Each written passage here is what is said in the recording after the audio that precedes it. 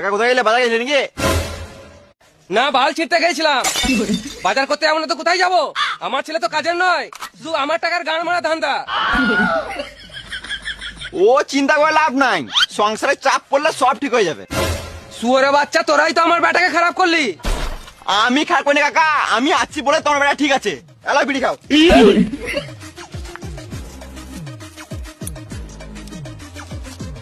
আমার ছেলে নষ্ট হয়ে গেছে, ওকে আর ঠিক করা যাবে না।